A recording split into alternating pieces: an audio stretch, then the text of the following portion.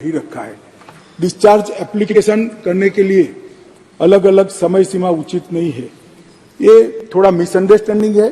खंड 250 और 262 अलग अलग प्रकार के ट्रायल के लिए ओएसीडी सेशन कोर्ट में ट्रायल केस के मजिस्ट्रेट द्वारा सेशन कोर्ट में कमिट होने के बाद जो शुरू होता है, इसके लिए खंड 250 है और मजिस्ट्रेट के द्वारा जो ट्रायल होता है इसके लिए खंड 262 है।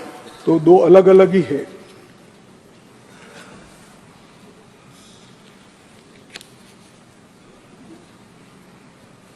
एक माननीय सदस्य ओवैसी जी ने कहा था क्लॉज 187 में हिरासत की अवधि को पूरे डिटेंशन पीरियड तक बढ़ाया गया है जो यूएपीए से अधिक सख्त है। थोड़ा मिसअंडरस्टैंडिंग है।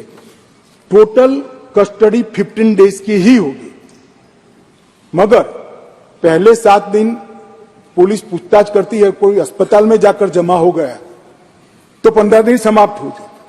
हमने ये प्रोविजन किया है कि 7 दिन की कस्टडी हो गई, आप अस्पताल में चले, कोई बात नहीं, अच्छा हो जाओ। अच्छा होने के बाद वो 8 दिन के लिए तो फिर आना ही पड़ेगा। तो टोटल कस्टडी को तो हमने 15 दिन का ही रखा है और मीनवाइल कोर्ट जमानत भी दे सकती है, प्रोविजन को भी हमने रखा है। तो इसकी जमानत पर भी असर नहीं होगी और तो कुल दिन भी नहीं बदलेंगे। डी के बासु मामले में दिए गए निर्देशों को शामिल नहीं किया है। हमने भारतीय नागरिक सुरक्षा संहिता में खंड 37 में बदलाव ही कर दिया है और हर जिले और हर थाने में एक अधिकारी को हमने नामित किया है जिससे कस्टडी का ब्यौरा देना पड़ेगा। किसी नियंत्रण और संतुलन के बिना पुलिस की शक्तियों को बढ़ा रहे, ऐसा नहीं है। मैंने आगे बताया है कि कई जगह पे पुलिस की शक्तियों को कर्टेल भी किया गया है, कई जगह पे उस पर वॉच रखने की भी व्यवस्था मान्यवर हमने की है। इसके साथ साथ मॉब लिंचिंग के लिए भी कहा गया है, मगर इसमें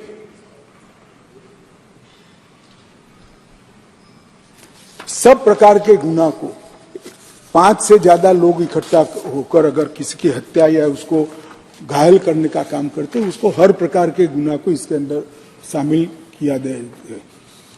राजद्रोह का तो मैंने जवाब दे ही दिया है मान्यवर। इसके बाद भर्तृहरि मेहताब जी ने 2-3 प्रोविजन किए थे, मगर क्लॉज 152 और संगठित अपराध 111 और ये दोनों को जब बिल फिर से पेश किया गया है, इसमें बदलाव कर ही आपके सुझाव बिल के बदलाव में हमने समाहित किया गया है।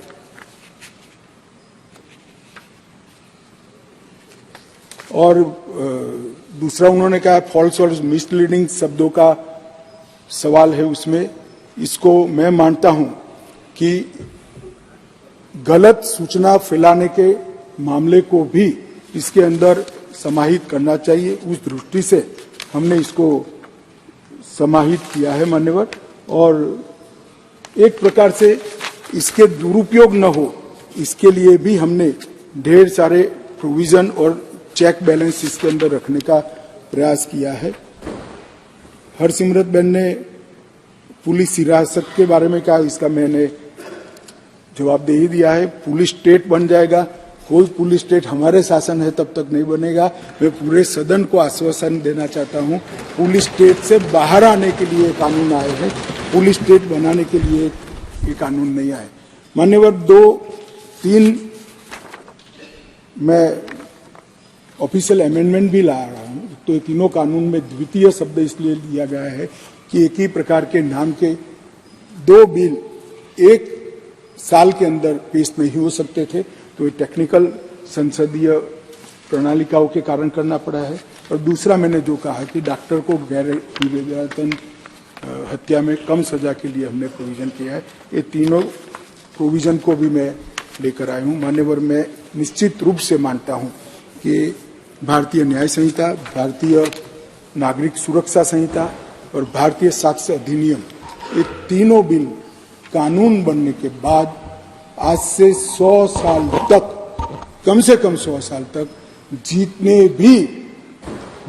भी टेक्नोलॉजी आएगी, ये टेक्नोलॉजी को इस कानून के तहत समाहित करने के कानूनी प्रावधान होंगे। मान्यवर, फॉरेंसिक साइंस को इतनी कठोरता के साथ, इतनी दृढ़ता के साथ कानून में जगह देने वाला एकमात्र देश हमारा भारत बनने का है। मान्यवर, जो ब्रिटिश राज की, ब्रिटिश काल की गुलामी के सारे चिन्ह समाप्त कर कर ये संपूर्ण भारतीय कानून अब बनने जा रहा है। और हमारे संविधान का जो स्पिरिट, हमारे संविधान का जो स्पिरिट है, सबके साथ न्याय और भारतीय अवधारणा दंड और न्याय की है, इसके आधार पर, इसके बेसिस पर ये कानून बनने जा रहे हैं।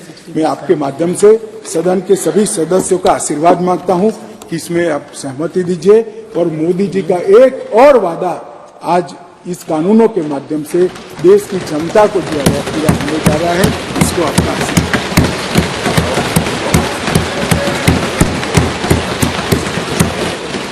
बोलिए।